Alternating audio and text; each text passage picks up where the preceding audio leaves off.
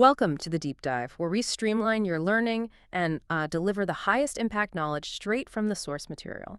Today, we are diving into a fantastic stack of research, all focused on one of the most enjoyable and effective shortcuts for language acquisition: music. It really is the ultimate linguistic cheat code. Right. Our mission today is to show you that learning a language isn't just about memorizing conjugation tables. Right. Music helps you actually feel the language. You understand the emotion, see the grammar, and you connect with the culture that made it. Exactly. And we've been running a series on this. For anyone starting their Korean journey, we've recommended duets like Sunflower and bands like Senolim. But today, we're aiming for that sweet spot. For the serious beginner or, the intermediate learner, we're focusing on one person, the legendary singer-songwriter Lee Moon-se. Lee Moon-se he's more than just a famous name. He's an institution.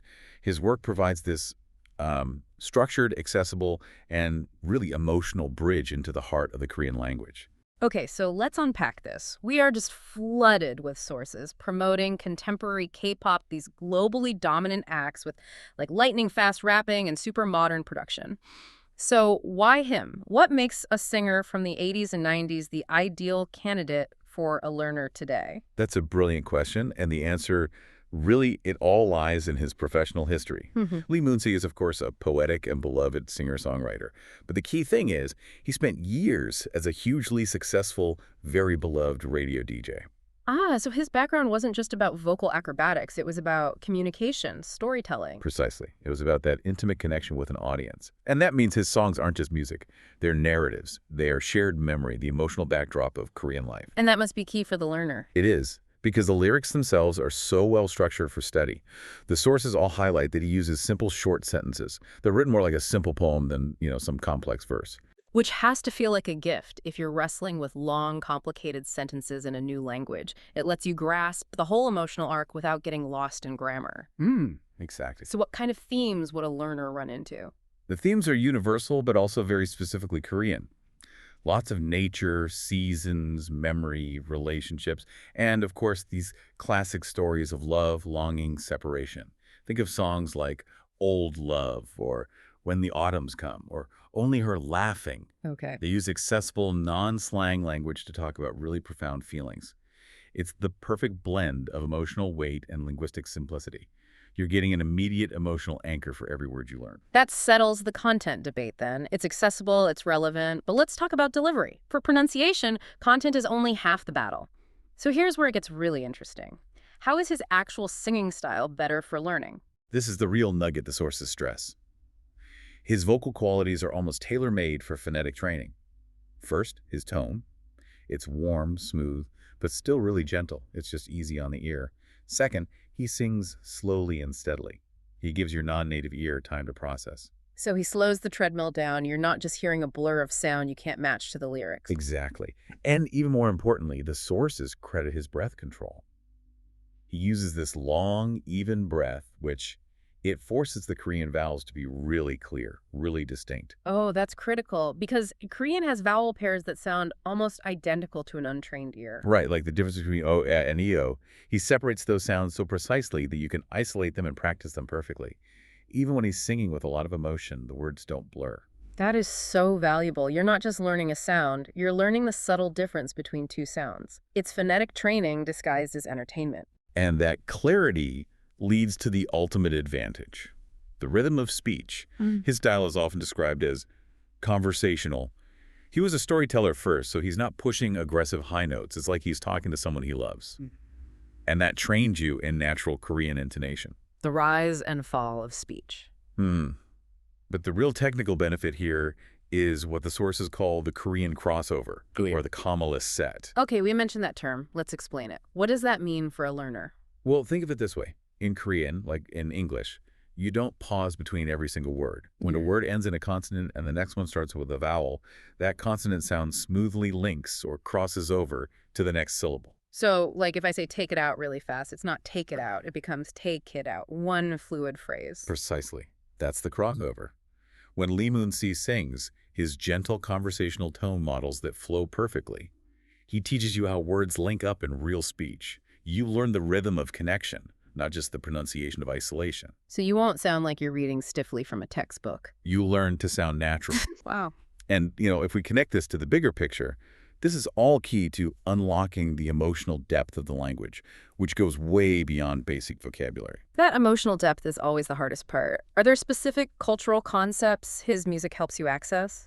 Absolutely. His songs are just steeped in unique Korean emotional words. We're talking about concepts like deep longing or juri, and especially jong. Right, Jung. I've heard it translated as affection, but it always feels like that doesn't quite cover it. It doesn't. It's this profound communal connection, a shared history. Yeah. It's the sticky glue of relationships, like you said.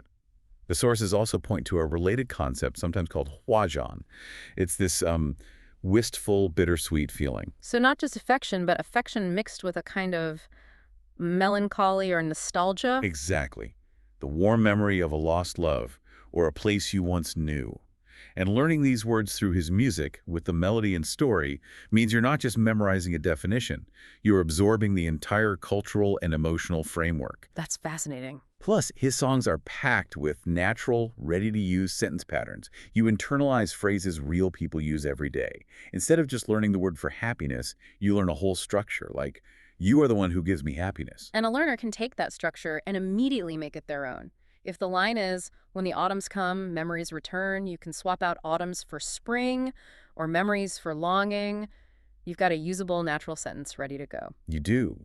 And let's not forget the cultural time capsule aspect. His music reflects the unique atmosphere of 80s and 90s Korea. Which is so relevant today. If you're talking with Korean friends or colleagues, mentioning this music goes beyond small talk. It taps into shared cultural references, and that's how you build real connections. That's the real payoff. It absolutely is. So we've established the why, let's get to the how. Passively listening isn't enough, right? The sources lay out a very specific, active method. Walk us through it. Right. So this approach treats the song as a complete learning unit. Step one is just search. Find his songs on YouTube, use the Korean or the translated title. Okay, simple start. Step two, read. Watch the video with full subtitles. Read the lyrics in your language and in Korean. You have to link the sound to the symbol. Makes sense. Step three, analyze. Just take a moment. Understand the grammar, get some context on the song. It makes the vocabulary stick. Right. Step four is vocabulary. And this is important. Don't overwhelm yourself. Aim for just 5 to 10 key words from the song. Quality over quantity. And step 5. This seems to be the core of the method. Emotional resonance. Yes, you have to actively try to understand the feeling behind each sentence. It's not just translating, it's empathy. You're connecting the pronunciation, the grammar, the culture, and the emotion all at once. That attachment is what moves a phrase from memory to active language. Vital. What's next? Steps 6 and 7 are practice and repetition. Listen again, and this time, try to shadow him. Mimic the pronunciation, the rhythm, and then the next day, review the song, revisit the vocabulary. That repetition is what solidifies it. That immediate review is the difference between a temporary memory and a lasting one. It is. I actually use this exact method myself when I'm learning Vietnamese, and my conversational ability just jumped. It works so much faster than textbook drills because the music provides the rhythm and, well, the heart. That perfectly illustrates the power of it. You're mastering poetry, not just drilling verbs. And with Lee Mun-se, his music is poetic, it's simple, it's clear, culturally deep, smooth, just incredibly easy to follow. You aren't just learning Korean words, you're learning the heart and soul of the Korean people. A compelling argument. Thank you for walking us through that. The path is clear. Turn on the music, but really turn up your active listening. Absolutely. And as a final thought for you to explore, our sources noted that his music often connects specific place names in Korea with these intense personal memories. His songs can turn a simple map into an emotional one. So a shift from geography to emotion, I like that. Think about it. If you want to accelerate your connection to the culture, what place in Seoul, maybe a park or a riverside mentioned in one of his songs, should you look for first? Find that landmark, listen to the song that defines its mood, and start building your emotional map of Korea. The language will be anchored there forever.